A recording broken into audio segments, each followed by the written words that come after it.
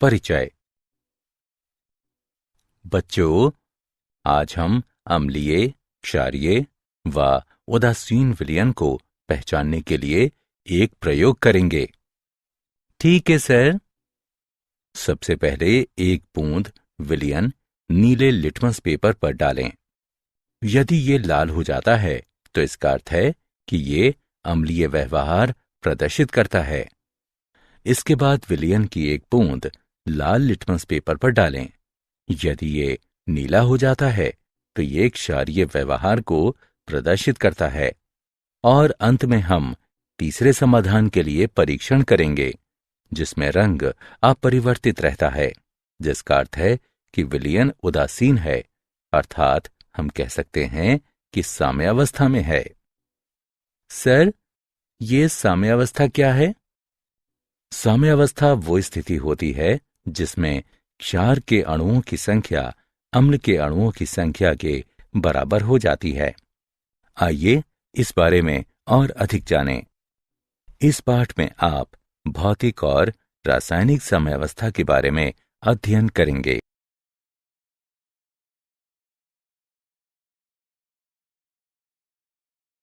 उद्देश्य। इस पाठ के अंत में आप निम्न करने में सक्षम हो जाएंगे। विलयन में आयनीय साम्यावस्था का वर्णन करना, अम्ल, क्षार व लवण की अवधारणा की चर्चा करना, पीएच स्केल का वर्णन करना, अम्ल शक्ति को प्रभावित करने वाले कारकों की चर्चा करना, लवणों के जल अपघटन और उनके विलयन के पीएच की चर्चा करना, बफर विलयन का वर्णन करना, विलेयता गुणनफल स्थिरांक को परिभाषित करना।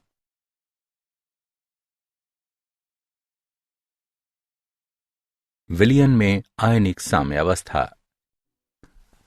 सोडियम क्लोराइड जैसे पदार्थ का जलीय विलयन सल्फ्यूरिक अम्ल इत्यादि में से विद्युत का प्रवाह होता है, जबकि शर्करा, यूरिया इत्यादि के जलीय विलयन में से विद्युत का प्रवाह नहीं होता है। वे पदार्थ जिनमें से होकर विद्युत का प्रवाह होता है विद्युत अपघट्य यानी इलेक्ट्रोलाइट कहलाते हैं, जबकि जिन पदार्थों से होकर विद्युत का प्रवाह नहीं होता है वे विद्युत अनपघट्य यानी नॉन इलेक्ट्रोलाइट कहलाते हैं। वे विद्युत अपघट्य जो अपने विलयन में लगभग पूर्ण रूप से आयनीकृत हो जाते हैं प्रबल विद्युत अपघट्य कहलाते हैं, और वे विद्युत अपघट्य जो अपने विलयन में अपूर्ण रूप से आयनीकृत होते हैं दुर्बल विद्युत अपघट्य कहलाते हैं। वो साम्यावस्था जिसमें जलीय विलयन में आयन संबद्ध होते हैं आयनिक साम्यावस्था कहलाती है।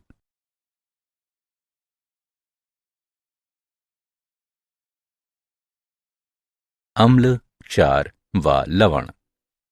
विद्युत अपघट्य अम्ल, क्षार व लवण कुछ भी हो सकते हैं। अम्लों का स्वाद खट्टा होता है। सिरके में एसिटिक अम्ल होता है। इमली में टार्टरिक अम्ल होता है।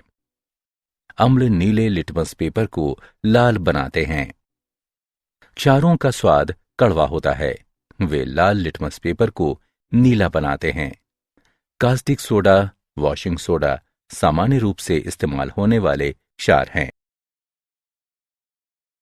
अम्ल, क्षार व लवण। अम्लों व क्षारों की अरेनियस अवधारणा। अम्ल वह पदार्थ है जो जल में मिलाए जाने पर H+ आयनों की सांद्रता में वृद्धि करता है, जबकि क्षार वह पदार्थ है जो जल में मिलाए जाने पर OH- आयनों की सांद्रता में वृद्धि करता है। HCl और HNO3 जैसे अम्ल जो कि जलीय विलयन में लगभग पूर्ण रूप से आयनीकृत हो जाते हैं प्रबल अम्ल कहलाते हैं, जबकि CH3, COOH जैसे अम्ल जो पूर्ण रूप से आयनीकृत नहीं होते हैं दुर्बल अम्ल कहलाते हैं। इसी प्रकार जो क्षार जलीय विलयन में लगभग पूर्ण रूप से आयनीकृत हो जाते हैं प्रबल क्षार कहलाते हैं, जैसे NaOH और KOH। NH4OH जैसे क्षार जो कि आंशिक रूप से आयनीकृत होते हैं, दुर्बल क्षार कहलाते हैं। H+ आयन इलेक्ट्रॉन की हानि से निर्मित होता है, इसलिए ये एक साधारण प्रोटॉन है और स्वतंत्र रूप से विद्यमान नहीं रह सकता है। इसलिए ऐसा माना जाता है कि ये H3O+ के रूप में जल के साथ संयोजन में जल मिश्रित स्वरूप में विद्यमान रहता है। H3O+ आयन हाइड्रोनियम आयन कहलाता है। इसी प्रकार हाइड्रोक्सिल आयन जल मिश्रित होकर H3O2- आयन बनाता है।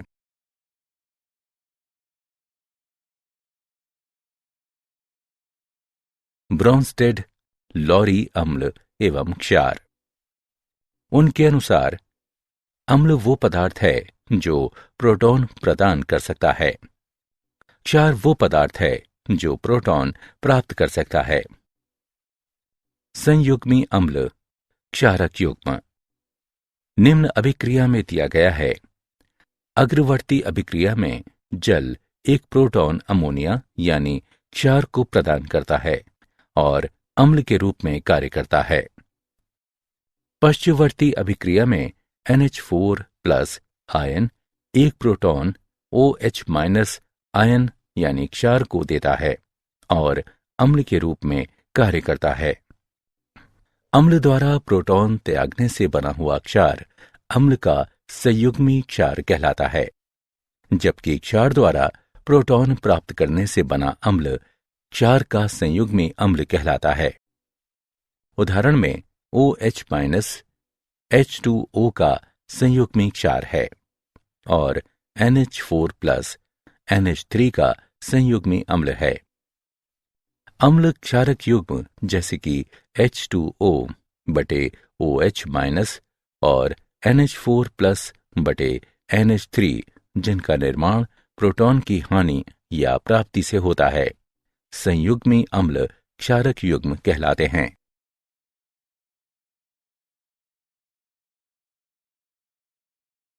उदाहरण निम्न ब्रोंस्टेड क्षारों के लिए संयुग्मी अम्ल लिखें। H2O NH3 और C2H 5OH। विलयन संयुग्मी अम्ल का निर्माण क्षार से प्रोटॉन की प्राप्ति से होता है। इस तरह दिए गए क्षारों के लिए संयुग्मी अम्ल निम्न हैं। H2O के लिए संयुग्मी अम्ल H3O+ है। NH3 के लिए संयुग्मी अम्ल NH4+ है। C2H5OH के लिए संयुग्मी अम्ल C2H5OH2+ है।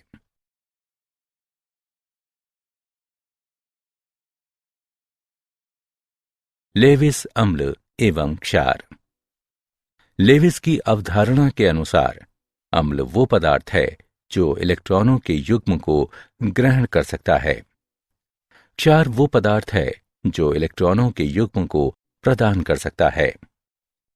उदाहरण के लिए अभिक्रिया में BF3 अम्ल के रूप में कार्य करता है।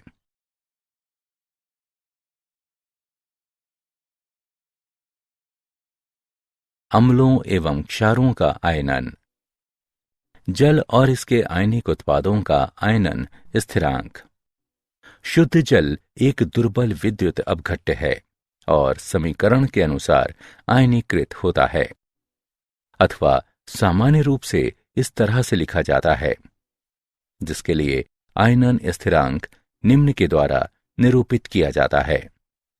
Ki बराबर H+ की सांद्रता गुणे OH- की सांद्रता बटे H2O की सांद्रता। चूंकि जल आंशिक रूप से आयनीकृत है, इसकी ज्ञात होने वाली सांद्रता आंशिक रूप से आयनीकृत होगी। इसकी सांद्रता आयनन स्थिरांक Ki के साथ संयोजित हो सकती है और एक नया स्थिरांक देती है, जो जल का आयनिक गुणनफल Kw कहलाता है। माना ये समीकरण 1 है शुद्ध जल में OH- की सांद्रता H+ के बराबर होती है। इसलिए 25 डिग्री सेल्सियस पर जल में H+ का मान ज्ञात किया जाना है। इस तरह 25 डिग्री सेल्सियस पर आयनिक गुणनफल का मान बराबर है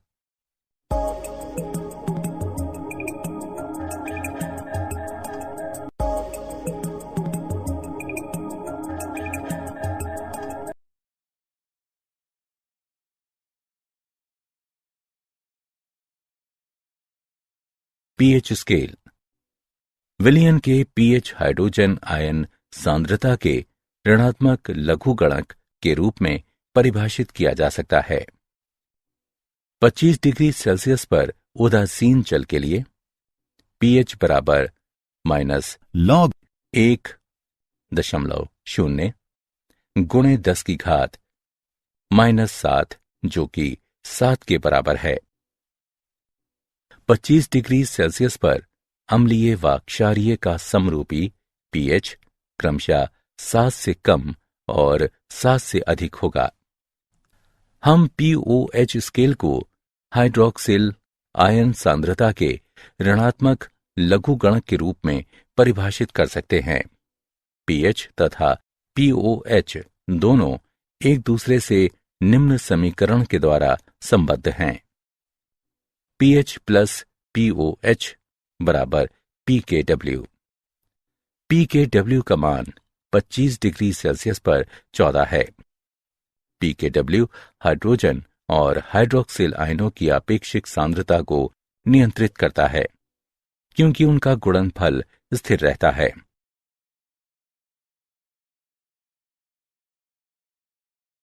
दुर्बल अम्लों का आयनन स्थिरांक। दुर्बल अम्ल HX के विषय में विचार करें जो कि जलीय विलयन में आंशिक रूप से आयनीकृत होता है और इसे HX की आरंभिक सांद्रता के रूप में निरूपित किया जा सकता है जो माना कि C है। माना आयनन परिवर्तन का प्रसार अल्फा है तो HX साम्य सांद्रता C- अल्फा है। H3O+ साम्य सांद्रता प्लस C अल्फा है तथा X- साम्य सांद्रता प्लस C अल्फा है। अभिक्रिया के लिए साम्य स्थिरांक है Ka बराबर C वर्ग अल्फा वर्ग बटे C गुणे 1 - अल्फा। Ka बराबर C अल्फा वर्ग बटे 1 - अल्फा। Ka को अम्ल HX का वियोजन या आयनन स्थिरांक कहा जाता है। इसे मोलर सांद्रता के रूप में निरूपित किया जा सकता है। हाइड्रोजन आयन सांद्रता का pH स्केल प्राप्त करने के लिए विस्तारित किया जा सकता है। दुर्बल क्षारों का आयनन। दुर्बल क्षार XOH के आयनन को इस प्रकार निरूपित किया जा सकता है। क्षार के आयनन के लिए साम्य स्थिरांक को Kb द्वारा निरूपित किया जा सकता है और ये क्षार आयनन स्थिरांक कहलाता है। इसे निम्न रूप में दर्शाया जाता है। यदि आरंभिक सांद्रता C है और क्षार के आयनन की मात्रा अल्फा है तो साम्य स्थिरांक को निम्न रूप में लिखा जा सकता है Kb बराबर C अल्फा वर्ग बटे 1 - अल्फा। हाइड्रोजन आयन सांद्रता का pH स्केल प्राप्त करने के लिए विस्तारित किया जा सकता है।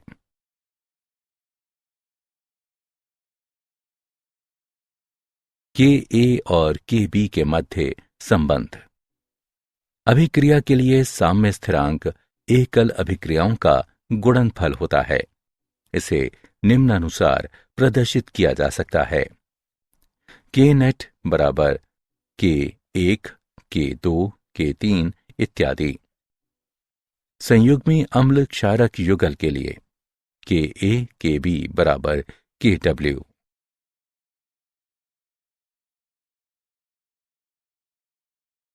द्वि तथा बहुक्षार की अम्ल एवं द्वि तथा बहुअम्लीय क्षार। वे अम्ल जिनके एक अणु में से एक से अधिक आयनन योग्य हाइड्रोजन परमाणु होते हैं, बहुक्षारकीय अम्लों के रूप में जाने जाते हैं। द्विक्षारकीय अम्ल H2M के लिए माना ये अभिक्रिया 1 है, माना ये अभिक्रिया 2 है। अभिक्रिया 1 के लिए साम्य स्थिरांक निम्न है। Ka1 को प्रथम आयनन स्थिरांक कहा जाता है। अभिक्रिया 2 के लिए साम्य स्थिरांक निम्न है।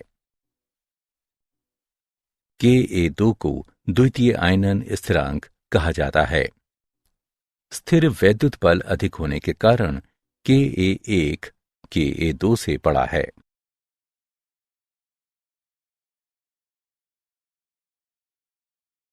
अम्ल सामर्थ्य को प्रभावित करने वाले कारक। आबंध सामर्थ्य। अम्लीय प्रोटॉन और अन्य शेष अणुओं के मध्य आबंध की सामर्थ्य का अम्लता पर प्रभाव पड़ता है। सामान्य रूप से आबंध जितना दुर्बल होगा, अम्ल की अम्लता उतनी ही अधिक होगी। आबंध ध्रुवणता। अम्लीय हाइड्रोजन एवं अन्य परमाणु के मध्य उच्च ध्रुवीय आबंध प्रोटॉन के लिए अणु को छोड़ना आसान बनाता है और इसे अध्रुवीय आबंध की तुलना में अपेक्षाकृत अधिक अम्लीय बनाता है।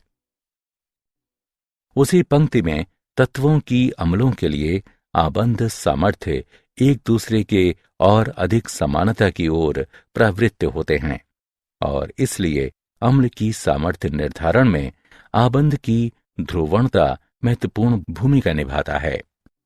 क्योंकि ध्रुवणता संबंधित परमाणुओं की वैद्युत ऋणात्मकता पर निर्भर होती है, अम्ल की सामर्थ्य में वैद्युत ऋणात्मकता के साथ बढ़ोतरी की प्रवृत्ति होती है, क्योंकि आबंध अधिक ध्रुवणता की ओर प्रवृत्त होता है।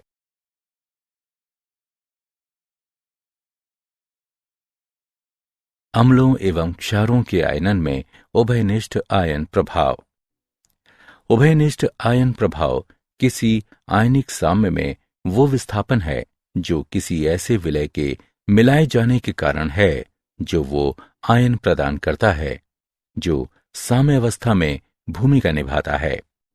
एसिटिक अम्ल HC2H3O2 पर विचार करें। यदि हम इस विलयन में जलीय HCl मिलाएं, हम जानते हैं जलीय HCl प्रबल अम्ल है। ये जलीय HCl आयन प्रदान करता है जो एसिटिक अम्ल आयनन के लिए समीकरण में दाएं पक्ष में उपस्थित है। ली चैटेलियर के सिद्धांत के अनुसार साम्य संयोजन बाईं ओर स्थानांतरित हो जाएगा। एसिटिक अम्ल के आयनन की मात्रा में एक प्रबल अम्ल के मिलाए जाने पर कमी आती है।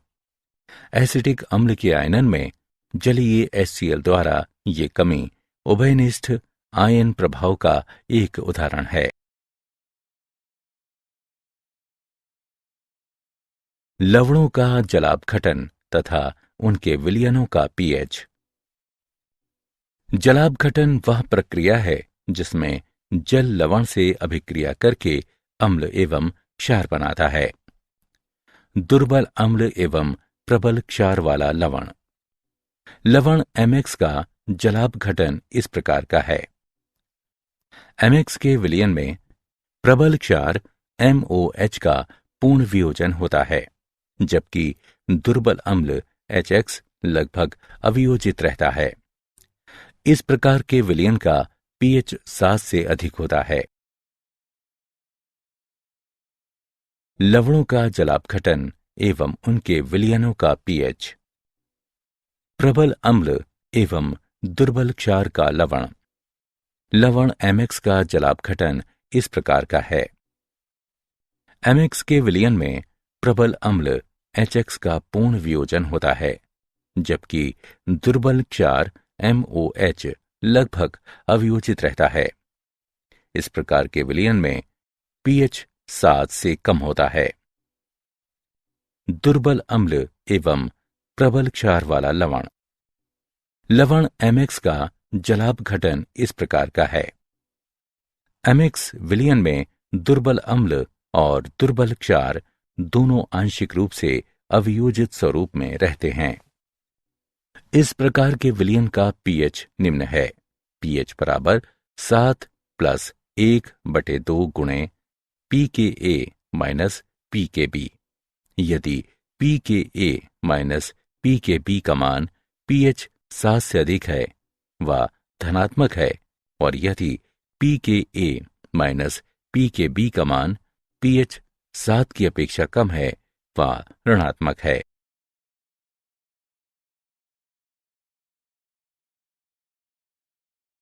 बफर विलयन। बफर विलयन को ऐसे विलयन के रूप में परिभाषित किया जाता है जो अम्ल या क्षार की अल्प मात्रा मिलाए जाने पर पीएच में परिवर्तन का प्रतिरोध करता है। बफर क्रिया। बफर विलयन की वह क्षमता है जो अम्ल व क्षार मिलाए जाने पर पीएच में परिवर्तन का प्रतिरोध करती है। बफर क्रिया कहलाती है। नाइट्रिक अम्ल या हाइड्रोक्लोरिक अम्ल जैसे प्रबल अम्ल कम पीएच पर बफर के रूप में कार्य करते हैं।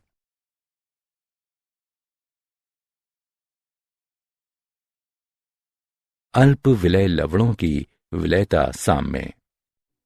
किसी विलयन में विलयता लवण की लैटिस एंथैल्पी यानी पूर्णोष्म तथा आयनों की विलायक योजन एंथैल्पी पर निर्भर करती है। विलयता गुणनफल स्थिरांक।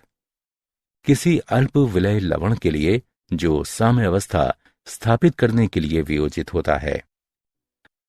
विलयता गुणनफल स्थिरांक को निम्न रूप में परिभाषित किया जा सकता है। इलेक्ट्रोलाइट सूत्र में जहां AY+ व BX- संबंधित धनात्मक एवं ऋणात्मक आयनों को निर्दिष्ट करते हैं और X व Y इन आयनों की संख्या को निरूपित करते हैं। इसलिए दिए गए तापमान पर किसी अल्प विलय लवण के विलयता गुणनफल को संतृप्त विलयन में इसके आयनों की सांद्रता का गुणनफल के रूप में परिभाषित किया जा सकता है, जिसमें प्रत्येक सांद्रता पद की घात विद्युत अपघटनों के वियोजन को प्रदर्शित करने वाले समीकरण में आने वाले आयनों की संख्या की आवृत्ति के बराबर होती है। लवण की विलयता ज्ञात होने पर इसके विलयता गुणनफल की गणना की जा सकती है। उदाहरण के लिए मान लें AB लवण है। किसी विशिष्ट तापमान पर इसकी विलयता S मोल प्रति लीटर है। लवण के S के मोल आयनीकृत होकर A+ के S मोल तथा B- के S मोल देते हैं।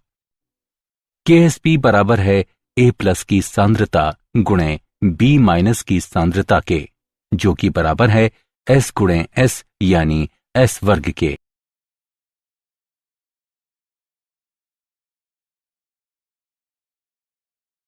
आयनिक लवणों की विलयता पर उभयनिष्ठ आयन प्रभाव। यदि NaCl विलयन में AgCl विलयन मिलाया जाए जिनमें उभयनिष्ठ आयन के रूप में Cl- है, तो AgCl की विलयता कम हो जाएगी, क्योंकि NaCl से Cl- निकलकर Ag+ के साथ संयोजित होकर बनाता है। इसी प्रकार यदि इसके एक आयन की सांद्रता में कमी आती है तो दोनों आयनों की सांद्रता बढ़ाने के लिए एक बार पुनः KSP बराबर QSP होने तक अधिक लवण वियोजित होगा। ये इसके लिए भी लागू होता है जो कि NaCl विलयन में HCl का इस्तेमाल करते हुए Cl- द्वारा अवक्षेपित होता है। उभयनिष्ठ आयन प्रभाव को किसी विशेष आयन के लगभग संपूर्ण अविक्षेपन के लिए उपयोग किया जाता है, क्योंकि द्रव्यमान निर्धारण द्वारा भारात्मक आकलन हेतु इसके आंशिक विलय लवण का KSP मान बहुत कम होता है। क्या आप जानते हैं, प्रबल अम्ल उच्च रूप से संक्षारक होता है। उदाहरण के लिए सल्फ्यूरिक अम्ल वे धातुओं को वियोजित कर सकते हैं। जो क्षार जल में वियोजित हो जाता है क्षारक कहलाता है। जब आप किसी अम्ल को क्षारक में मिलाते हैं तो दोनों उदासीन हो जाते हैं। अम्ल और क्षारक एक साथ अभिक्रिया करके लवण और जल बनाते हैं।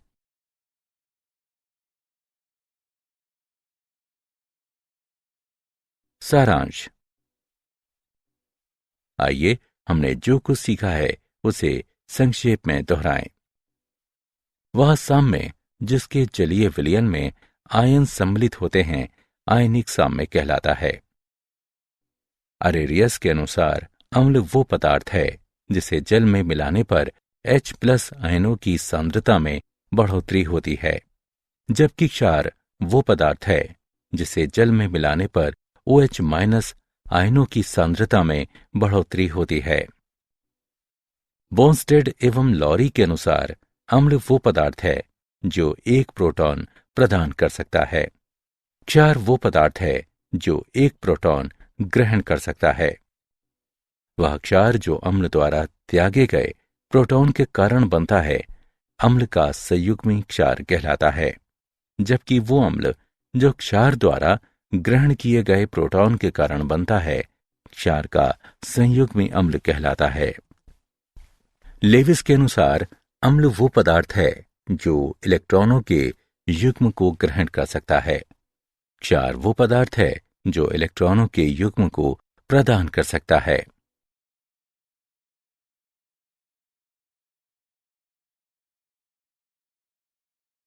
किसी विलयन के pH को हाइड्रोजन आयन की सांद्रता के ऋणात्मक लघुगणक के रूप में परिभाषित किया जा सकता है। जलापघटन वह प्रक्रम है जिसमें जल लवण के साथ अभिक्रिया करके अम्ल और क्षार बनाता है। बफर विलयन को उस विलयन के रूप में परिभाषित किया जा सकता है जो अल्प मात्रा में अम्ल या क्षार मिलाए जाने पर pH में परिवर्तन का विरोध करता है। दिए गए तापमान पर किसी अल्प विलय लवण के विलयता गुणनफल को संतृप्त विलयन में इसके आयनों की सांद्रता का गुणनफल के रूप में परिभाषित किया जा सकता है, जिसमें प्रत्येक सांद्रता पद की घात विद्युत अपघटनों के वियोजन को प्रदर्शित करने वाले समीकरण में आने वाले आयनों की संख्या की आवृत्ति के बराबर होती है।